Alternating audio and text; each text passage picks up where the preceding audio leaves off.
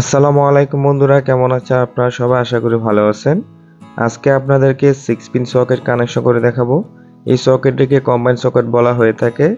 এই সকেটটি আমরা বিভিন্ন কাজে ব্যবহার করে থাকি, যেমন মাল্টিপ্লাগ তৈরির ক্ষেত্রে, ফ্রিজে পাওয়ার বোর্ড, অন্যান্য ক্ষেত্রে আমরা সকেটটি ব্যবহার করে থাকি।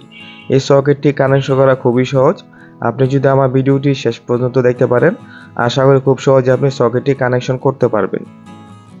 সকেটটি কানেকশন করার জন্য প্রথমে সকেটে ব্যাক সাইডে আসতে হবে। তারপরে এখানে অনেকগুলা টার্মিনাল আছে, এগুলা খুব ভালো করে বুঝতে হবে। প্রথমে সুইচটি দেখেন, সুইচের মধ্যে দুইটা টার্মিনাল আছে, যার মধ্যে লেখা আছে এল এবং কমন। এল হচ্ছে সুইচের ইনপুট, কমন হচ্ছে সুইচের আউটপুট। তারপরে এখানে সকেটের মধ্যে তিনটা টার্মিনাল দেখতে পাবেন। প্রথমে হচ্ছে এল, এল হচ্ছে লাইন বা ফেজ। এই এল এর মধ্যে সবসময় ফেজ কারেন্ট আসবে।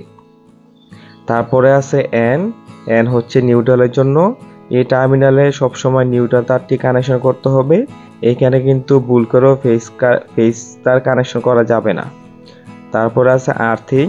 আপনার সুইচ বোর্ডে যদি আর্থিং কেবল থাকে তাহলে এখানে কানেকশন করবেন, আর যদি আর্থিং কেবল না থাকে সেক্ষেত্রে কানেকশন করতে হবে না। আর্থিং না থাকলেও সকেটে কোনো প্রকার সমস্যা হবে না। আর্থিং ছাড়া আপনি সকেট ব্যবহার করতে পারবেন। এখন আমি সকেটটি কানেকশন করব। তো প্রথমে যে কাজটি করতে হবে, সুইচের কমন থেকে সকেটে এল এর মধ্যে একটি কানেকশন করতে হবে। যেহেতু এই সকেটটি সুইচ দ্বারা কন্ট্রোল হবে, আমি যখন সুইচটা অন করব তখন সুইচ থেকে সকেটের মধ্যে লাইনটা আসবে। সেই জন্য সুইচের কমন থেকে সকেটে এল এর মধ্যে একটি কানেকশন হবে। আপনি অল্প একটু তার নিয়ে এভাবে এখানে শর্ট করে দিবেন।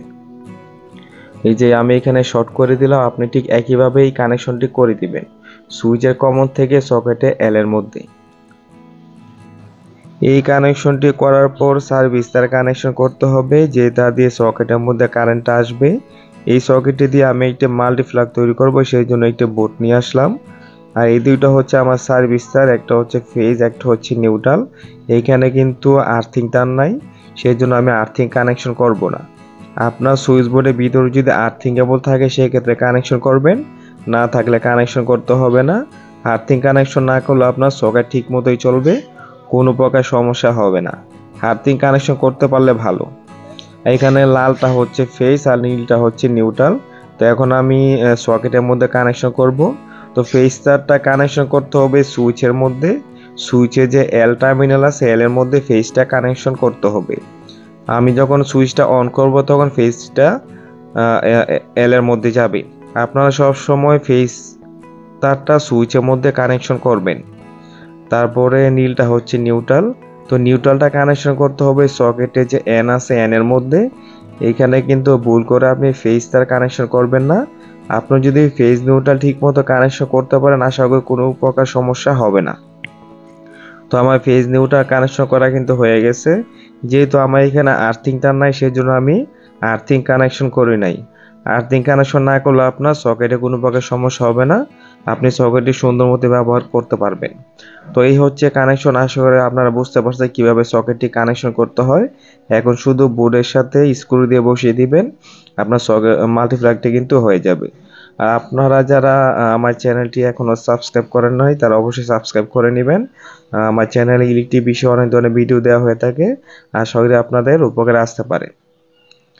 আমার মাল্টিপ্লাগটা কিন্তু তৈরি করা হয়ে গেছে। এখন আমি শুধু সুইচটা অন করে আপনাদেরকে দেখাবো।